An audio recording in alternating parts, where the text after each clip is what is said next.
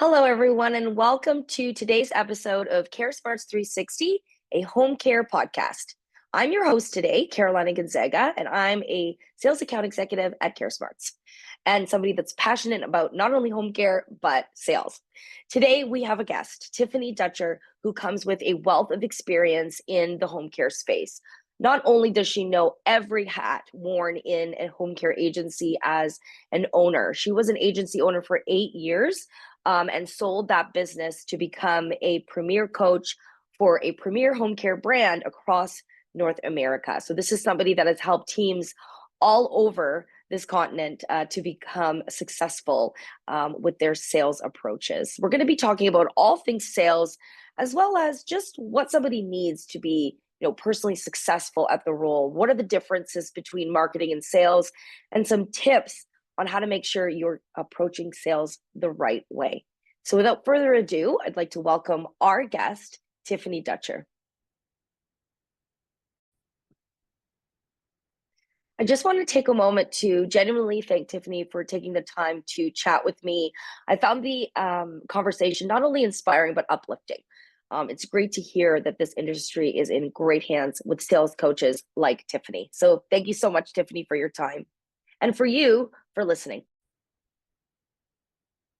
Catch the new Care Smarts 360 on-air episodes featuring coach and influencer Tiffany Dutcher, who's going to be talking about all of her top tips for home care sales and all of the exciting things happening in the space. Thank you so much for joining, Tiffany.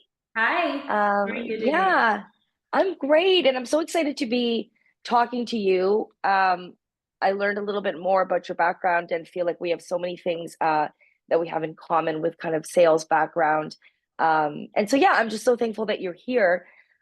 Before I start, and so that all the listeners can catch up to the last 20 minutes that we've been speaking, could you just give me, a really brief kind of picture of kind of your journey of kind of how you ended up where you are today? Yeah, so I accidentally got into home care. I started at 23 right out of college. Didn't quite know what I was getting into. I started in a Bright Star office locally here in Dallas, where I was born and raised. And I ended up becoming an owner in that office and owned for about 8 years before I sold. So I've been in the owner's shoes before. I then went on to coach for a brand, Nurse Next Door, at a national level, and sold and helped with. Okay, pause. Yeah, no problem. Yep. So I started in home care straight out of college. I was 23 years old and didn't really quite know what home care was or what I was getting myself into. I started at a Bright Star office locally here in Dallas and ended up becoming an owner and owned for 8 years before we ended up selling. I then went on to coach for Nurse Next Door. I was their sales and business coach, and I worked all across the US with all different types of owners. And it was really fun getting started with the owners, that maybe didn't have the sales experience or didn't know home care yet and had sales experience. They were all over. And so that was quite the experience to be able to, be within their first month. I didn't walk into a brand new office. I had a different experience. I had people Yes. able to teach me, but they didn't. So that got to be me, and it was really fun. And I decided I wanted to do the coaching full time. At that point, I was more of a consultant. And so I ended up at another franchise system for about 8 months. And I'm really good at going full throttle with sales, even though I know operations. And I think I went full throttle with sales, and there were some operational things that needed to be worked on. So I ended up moving over to another company, but my heart is in helping owners. I love coaching them, teaching them, and watching them be successful because I've been in their shoes. I wanted the wine at 5 o'clock on a Friday. Yeah. We all know it's a Absolutely. struggle, but at times it's very rewarding. So that's kind of my journey. I've been in it for 15 years now. And, things have changed. Some things have stayed the same. Yeah. Well, I was going to just comment on 15 years starting at the age of 23 to today. You probably also just seen all of the ways that the industry's grown, even just in terms of like technology and the changes in the way that claims are made. And oh my goodness, there's so much to know. What would you say is the thing that you've noticed in those 15 years as the biggest shift in home care? Well, it's funny you say that because I made a joke at some point that I lost a whole decade of technology. So when I sold, we were still doing paper timesheets and notes. Maybe aging Yeah. myself a little bit, but we were still doing paper timesheets and notes. I remember being at the hospital right after I had my son, going through the timesheets and notes to make sure they were ready for payroll. And after I sold, there was about 3 or 4 years before I started consulting. So back then, we didn't have as many options. Even on the vendor side, we didn't have as many experts. We kind of were all on our own, other than working for a brand. So I think things have really advanced. I know technology out there, scheduling systems, all of it's really starting to catch up. And it's so cool to watch that, the owners have all this stuff at their fingertips. And I think it can really help them if they'll start, using the things correctly that are gonna, I always say, coordinate the chaos. Because if you coordinate the chaos and you got the engine running, then sales works, the customer service is working, and that's when you start growing. Yeah, yeah, absolutely. Thank you for that. So knowing that I think with I'm coming from healthcare industry, so it's probably true across, every single type of business. But, it's easy to get caught up in the operational things, which are so important, of course.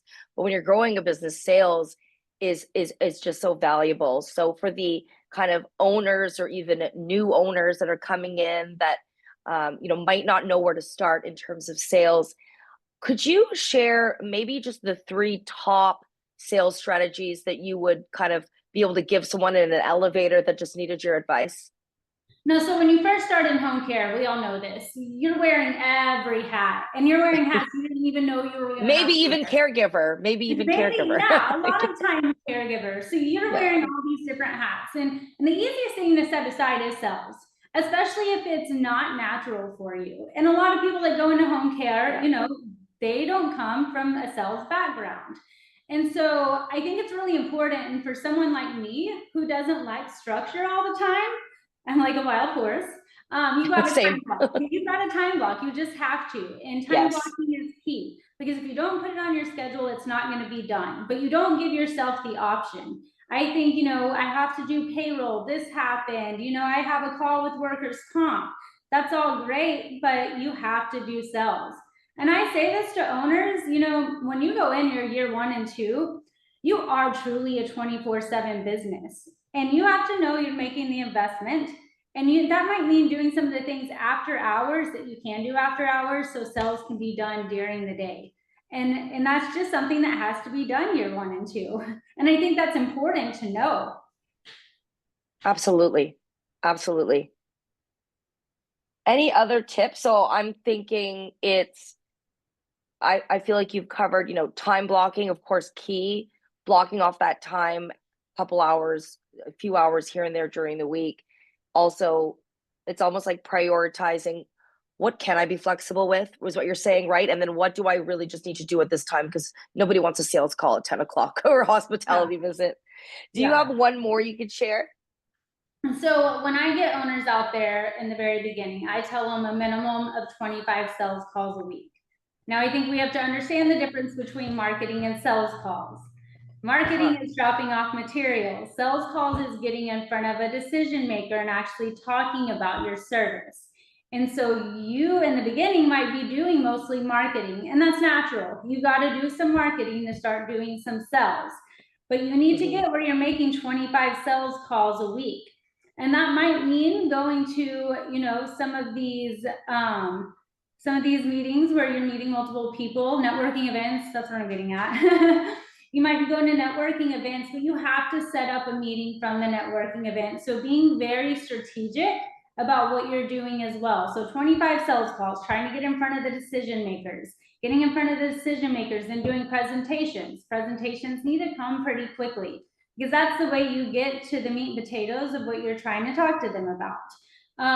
And don't give up because it's going to be really hard in the beginning. You're selling Mm-hmm. something new. You're working in a sea of 500 other agencies. Who knows in Dallas? That's about what we have here. And so you got to stay in front of them and build that trust. And that's the other thing they need to remember. is you're dating in the beginning. You're building trust. You're not selling. You don't get the luxury of selling them yet. You're just getting to Yes. know them because they need to know you're coming back. Yes.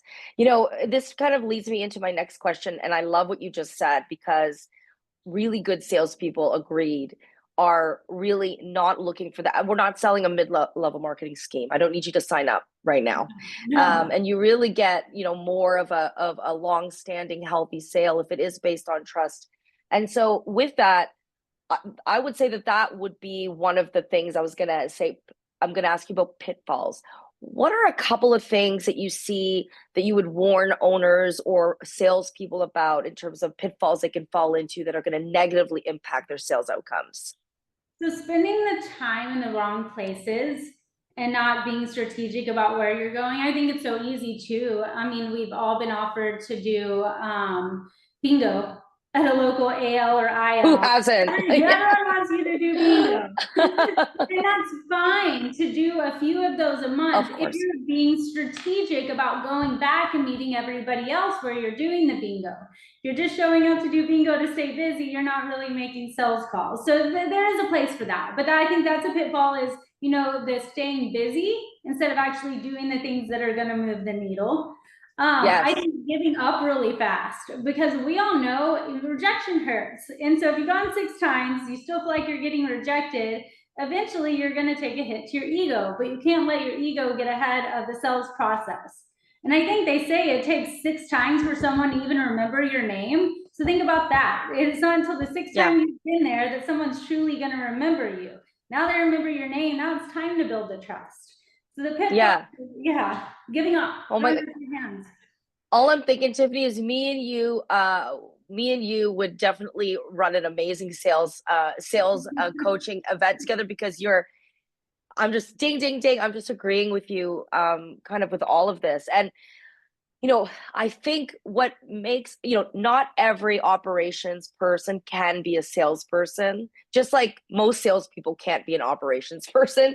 So Yeah. my question for you is, when you've been in both hats and then kind of helping coach and drive sales teams, to really help them reach their goals, which is in the interest of the owner. Can you speak a little bit about team, whether it be team selling, whether it be, a certain approach?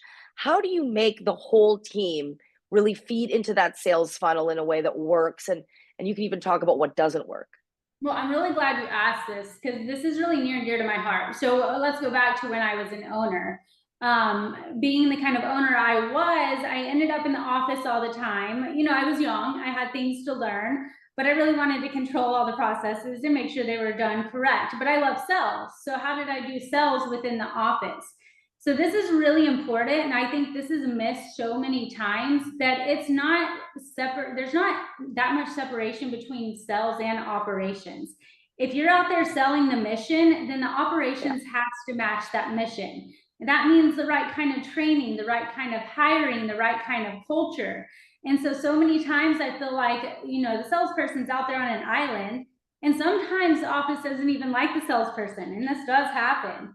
And to me, that says something's broken because the leadership, the owner should say, no, we're all here for the same mission.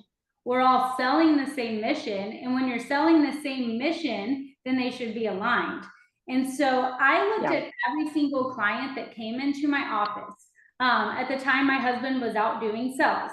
I looked at that client as an opportunity. So I got the face sheet. I looked at who was their home health, where had they been to rehab, who was their PCP. So now we're not out making tons of cold calls. We now have a client we're taking really good care of. And I have a PCP to call and say, hey, have you heard about Brightstar? This is what we're doing for so-and-so.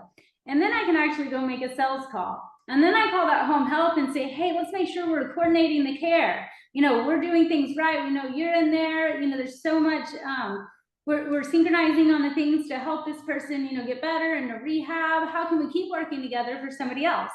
And so I don't think sales stops on the outside. I think the sales engine is running on the inside. And if they're running together really well, that's when you start seeing referrals start coming in.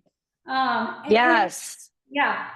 I think somebody there that maybe doesn't have your profile, your background, starting to do sales, and I think about this all the time. Going into a place, into a rehab, into a hospital, a doctor's office, it's always nice to bring coffee, but when every single home care agency is bringing coffee, and what you're saying is, let's get in front of them while we're actually already working together. Yeah. What a powerful way to make an impact and to see, I will recommend, because they took the time to call and connect with every member of this circle of care. And I Yeah. think that's so valuable. And we should do another podcast just talking Yeah. about all of the ways. I call it the Yeah. ecosystem of the client. There's a whole ecosystem around the client. And not only that, when you've connected those dots, now you're really going above and beyond for this family, and the family sees it. So then you start getting referrals, you start getting the reviews. That brings on a whole nother, stream of Yes. referrals. And so really it comes down to one sale creates the client. The client's the heart of the business. The heart of the business is what keeps the business flowing. And if you're treating that client correctly, then referrals Yes. can start coming in. And with that, and this just popped into my head. So, now most of us are online. I shouldn't say we're all online, but most of us are online, and you have that profile of customer, maybe adult daughter or, parent of a child with disabilities looking for the right agency. How would you say somebody that isn't so familiar with gathering those referrals, or testimonials, what are some tips there of maybe how to do that for somebody that's totally new to asking for those types of supports from clients? Yeah, I don't think it's uncomfortable if you're actually giving the right kind of care. It's not uncomfortable to say, Right. "Hey, we are doing a great job with mom. I know you're really excited every time Mary comes over, and we want to be able to do this for more clients. So it's really important that, we get reviews from clients like you, so people learn about us and know about us, because their parents, deserve the exceptional care like you're receiving. So I think it comes back to sometimes people are afraid to ask, maybe because they're not giving the level of care that they would like to. And so if you're matching your care with your mission, then it's easy to go ask for those referrals because you're giving that level of care to get the reviews or referrals, to Yeah. get these reviews online. So to me, it's an easy Yeah. ask. Yeah, and I guess it's almost like, when it's the right time to ask, but also don't let your down and not no, don't let yourself down and not asking. And don't be Yeah. afraid, value what you're doing for that client enough to say, hey, I know we're doing a good job, and a review would be really nice.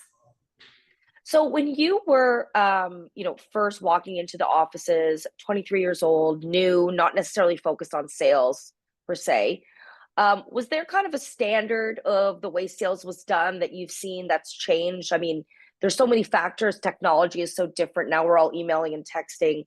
What do you think is something that has just so changed since those days that you walked into those first doors? I mean, I think the psychology of the sell is the same, making sure that you're asking questions, that you're staying curious about, how you fit in to what they're doing already. That's all stayed the same. Now, I do think during COVID, there was a big shift. And I wasn't an owner during that time, but I was coaching during that time, so I saw it. And I think that's when we went from, before COVID, and I guess you weren't part of a home care then yet, but you were part of the industry. Everything Hmm. was boots on the ground. Online didn't really matter at that point. I don't even think I Yeah, knew what that's true. SEO was before that. So then during COVID, we kind of had to make a shift. So now we have online and we have sales. So now I think they all function together. So I think what's important and what might have changed is, the mentality that I had, just boots on the ground, go knocking, isn't necessarily the best. Now you add in a little bit of tech. You get on LinkedIn, you find them ahead of time, you see what they like, maybe what they're doing. Maybe you comment for a week or two and they just start to see your name and like, oh, this person enjoys what Yeah. I'm writing. And then you go Yeah. see them and they're more aware of you. So I think that, it is important to use, the things that we have available at our fingertips. I think technology plays a role. I think it's going to depend on the referral source too. But Yeah, of I don't course. think it's Mhm. all just boots on the ground anymore. Yeah. Okay, great. And, you know, as also a fellow, sales coach, um, I was always surprised and delighted to see that sometimes when you're hiring somebody to do sales in a healthcare setting, in a home care setting, that it's not always like what you think of as a typical salesperson. Um, and there was always a quality in people that you would see, and then often they would find success. It's like a feeling that you get. So with you, when you think about all the salespeople that you've coached and all of the ways they've been successful or challenged, are there certain qualities or experiences that you look out for someone that's going to be really effective in the role, not only with sales, but also working cohesively with the team? Yeah, so I think it's important that they understand your mission. And I think we miss that a lot in home care. You know, we say we're selling to seniors and we put the job posting out there, but we really forget to ask them, do you believe in the same mission I believe in? It just, for some reason, it's overlooked. And so, you have to really make sure they believe in what you're doing, because if they don't believe in what you're doing, then you don't know what they're out there selling. But the other thing that is important, and this is why I was successful, and it's funny, I had this conversation with an owner the other day, and I asked her, what do you think makes a successful salesperson? And she said, somebody that's curious. So I stayed curious. And when I first started out there, I'll tell you this, I didn't talk about what BrightStar did. A, I didn't really know. But B, I also started asking, what does everybody else do? Because home care, we're not as regulated as everybody else. We're kind of, they look at us as the red-headed stepchild. We're not that either. But we also just don't have the red tape. So we have to learn what everybody else does and then see how we fit into that, picture. So it's being curious. How do we fit into this? What do you guys do? What can you not do? What gaps can we fill? And then I think the second part, and this one's huge, is being resourceful. You have to be really resourceful and creative, I guess, because our services are so unique. We kind of can fill in gaps that others can't because we don't have that red tape. Being resourceful, being unique, and being curious, I think are three really important things. Of course, we need the competitive nature. That's in sales, that's a given. Yes. But you also got to be able to build a relationship. Some people who are competitive can blow so fast, they forget the relationship. So they're great at knocking on doors, and they'll knock down every door, but sometimes they don't go back to reopen the door. Yeah, bull in a china shop, they say, right? Yeah. In a china shop for sure. And one thing, and again, and we've shared kind of our backgrounds, similar profiles, but I'm formerly from, senior living. And senior living is just the place to be in a lot of ways. There's so much excitement and change and innovation happening. Honestly, though, coming into home care, I'm just blown away. I'm overwhelmed by the amount of businesses starting up and franchises growing. So do you see this industry slowing down in any way, shape, or form as you kind of look into the future, knowing you've been here a while? No, actually, I mean, like you said, I see it growing, more brands popping up, more owners showing up. And I think it's really important that, these owners remember, because they're going to be in sales. Let's go back to them being in sales year one. They're likely going to wear that hat for a year or two. You're not really in sales. I call it educating enthusiastically. You're enthusiastically educating these people about your mission that you believe in and the reason why you opened up your door. And so when you remember that and you stop, trying to step into the role of a salesperson and wearing that hat, then I think that it gets a lot easier to get out there and really talk to people about why you opened your doors. At the end of the day, that's the heart of the business. And so I don't see it slowing down. I see more people coming into it, but I think that it's just important that, we lean on each other too. As a home care owner, I talk to all my neighbors. Because there were times at 5 o'clock, I was opening up that bottle of wine and calling my neighbor, next door saying, why are we doing this? Lean on each other. But there's business to be had out there. There's different revenue streams now. There's, creative types of services we can give. It is going to continue to grow. Yeah, well, that's exciting stuff. And I think now that we've connected, Tiffany, I think we're going to be connecting more. I really enjoyed getting to show you this conversation. And so our listeners can find you on LinkedIn at Tiffany Dutcher. Yes, correct. Perfect. Okay, well, just for everybody listening, Tiffany is definitely an expert in this space, and she's working on some really exciting stuff that I can't talk about yet, but stay tuned. We'll definitely be having Tiffany back very, very soon. Thank you so much for your time. Thank you.